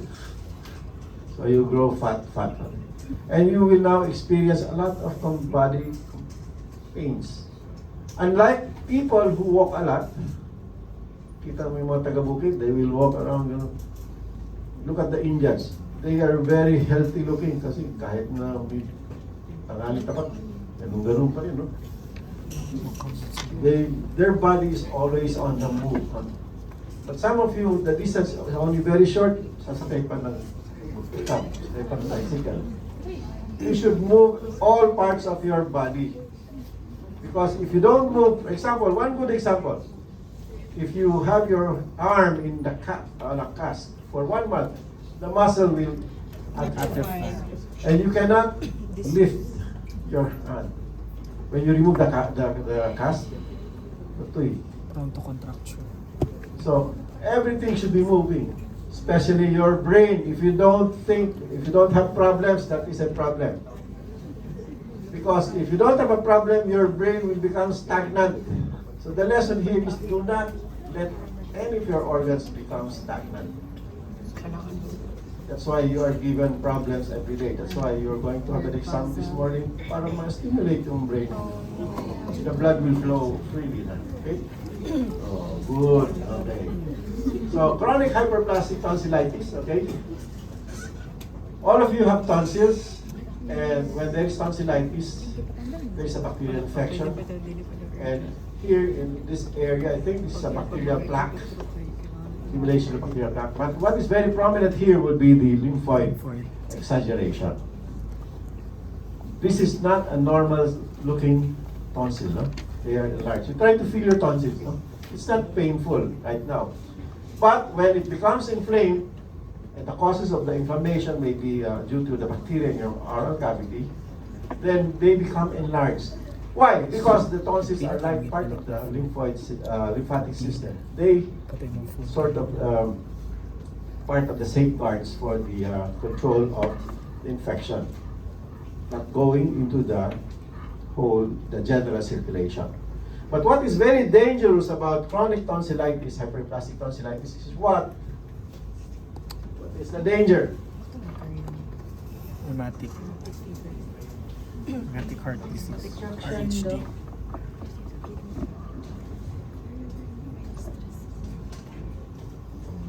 Mag-rupture ang you know, if you try to experiment when you have tonsillitis, let it grow and grow. And then you get a needle, paputukin mo, labas yung nana, medyo maalat-alat. But what is very, very important about tonsillitis is that the tonsillitis can cause a bacterial endocarditis. You may have a rheumatic heart disease, etc. Why? Because the bacteria will be carried into the circulation, and definitely they will have to pass the heart.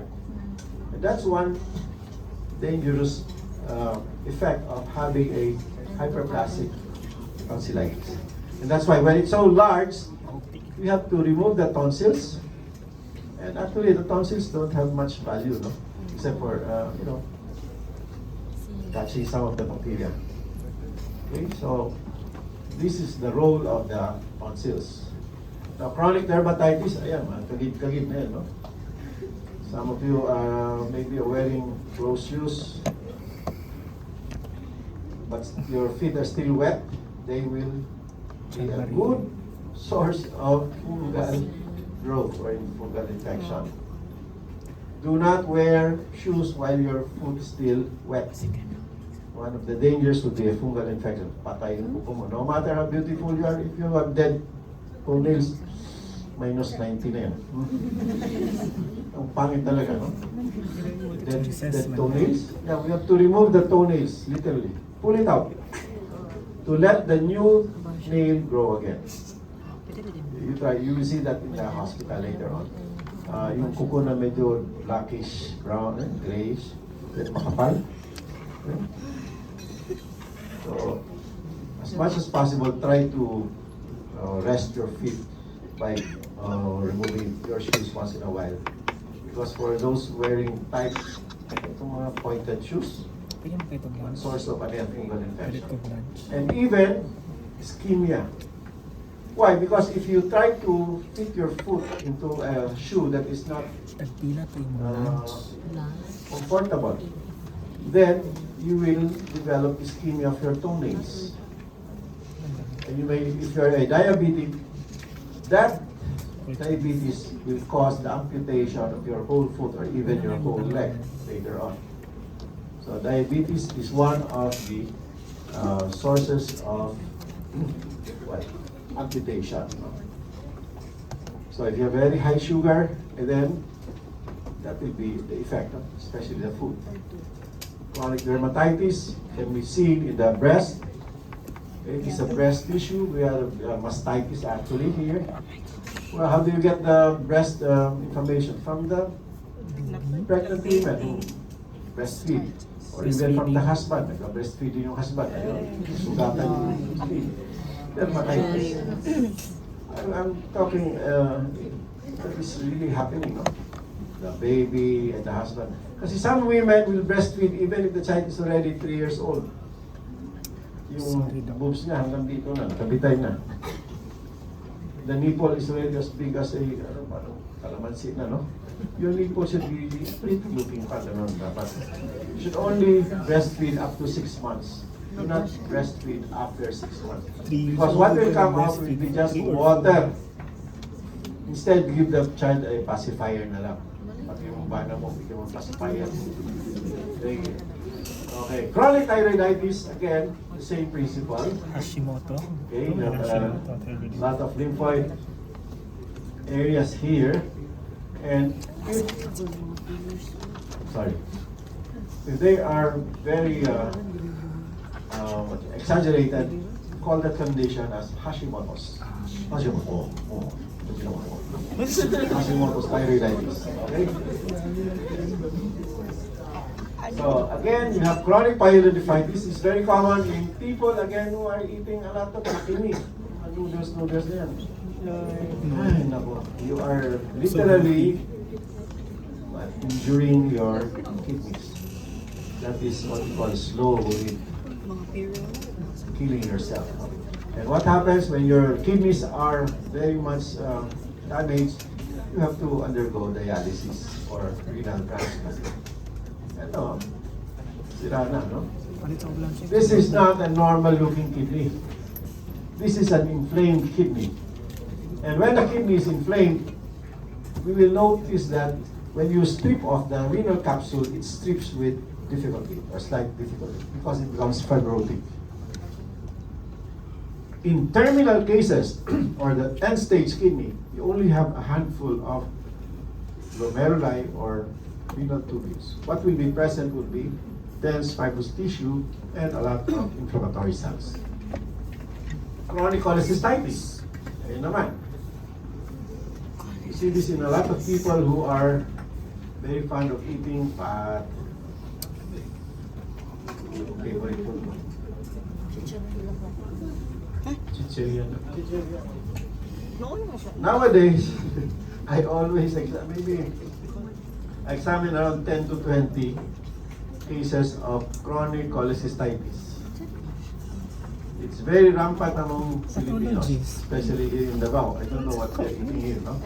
But the good news is that you can have that operation in less than 30 minutes. A lap cole. They bore 1, 2, 3 holes. After the operation, you can go to work.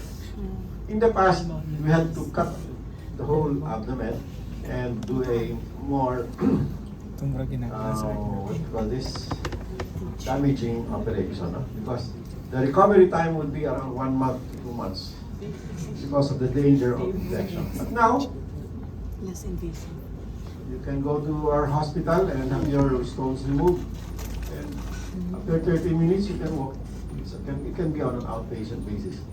Pero sabi na PhilHealth, you have to stay in the hospital for 1 day or 2 days, or else they will not pay you. So you stay there for 2 days, but you can work. I can tell you this because I had my cholecystectomy 20 years ago. They will inflate your abdomen, parang ganon, to have space, and then cut off the gallbladder. And after that, see nothing happened.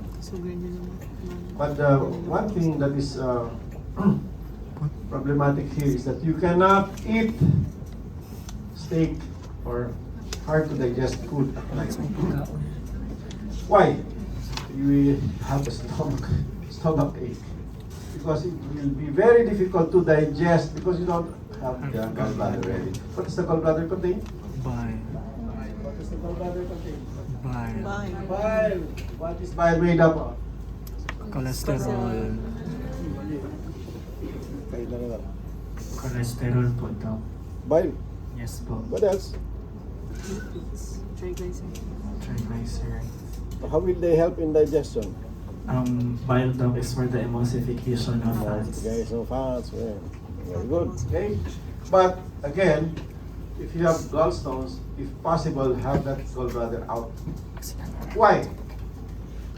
Because if that stone, small stone, gets lodged and gets obstructed, the pain is like being in hell, sabi nila, no? Masakit talaga. Iyan, wala na ba di ba siya gallbladder? If possible, you can get a knife and then open up your body to remove that gallbladder. It's really a very painful condition. So this is actually a greenish looking mucosa due to the bile. And this is a bile stone, a gallstone. And these are the deep Rokitansky-Askov sinuses.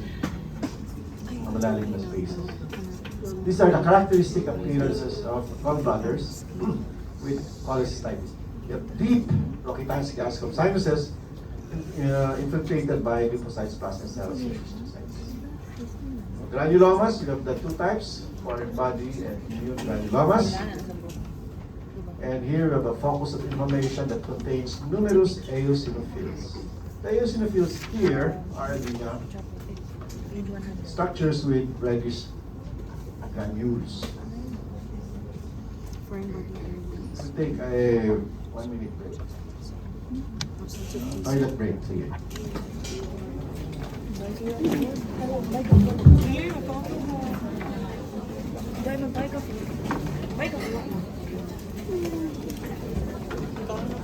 Meron ka biscuit?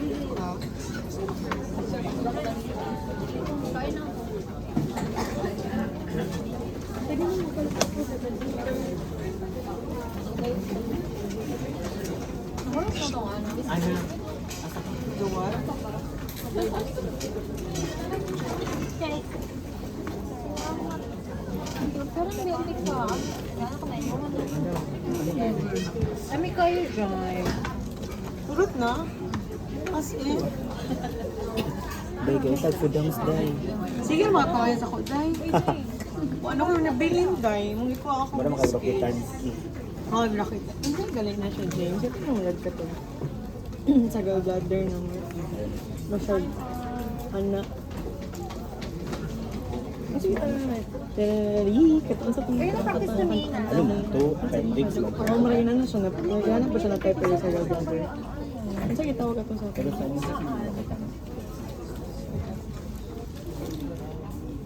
mas prominent. Dagi ano? Look na. Ganun na. Just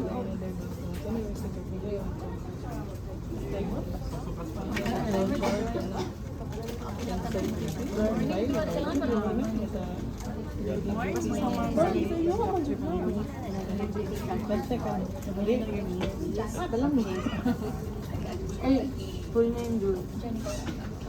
Hindi pwede kalamat ako. Tapos minute niya kasi. Up lang lang. Wala mo ko.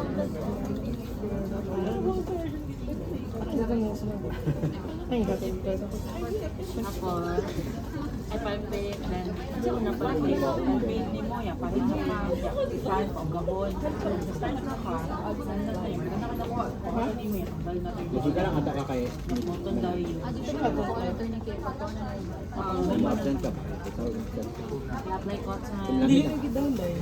Ano? Ito na dito nila. Ano na pitang ko? Magdala ka sa rin yan. Pwede siya mapis sa tayo. Pwede mo na mag-upis ng siri. Ito, Aden. Kita eh, sa ilahan. Saan na nag-absent? Eh, nag-absent si Jay. Friends, saan na nga itong mga kanip? Ganun din, exam sa Wednesday. Sabi ko, wait, Mag-ano na lang kita ng training. Wednesday? Gawa dyan. Ay nga, ang pwede sa Friday pa nga. Illegal container. Remind ang patient. Okay, we apply pressure for 3 minutes. Hindi ka nga lang guro dahil. Yun, ganing nung. Depende. Make sure na. Nataw niya, friend. Kung unsa na color Ulit ang data ang tahay lavender ano din siya. Round siya. Ang yellow Dahil, niyamin ang smoker. red. One stick a day. Di ba po ito si Jordan mag-i-confirm ko din pagkamit ako na red, yellow. Saan i-quiz on yung James? Pero ito na yung manual. Ayun na ni. Dahil, ganito ang bisip. Nahulog na dahil kay Claire, nakita na yung pagkaon din. Dahil na ako isang biscuit pero imo kong giaway so dili. Naduwa ka at ano siya ka-chicken daw, mga biskuit. Oh my God. Sayon. Gusto na siyang makapresent. Ano ko sa'yo, ganito ba? Ngayon pag nakikita biscuit na ganito, gusto ko ba? Siya na, sige, ate kita sa pala pa. So, hindi ba naman suspension? Ate ko, di mo ko nagiging pagkano.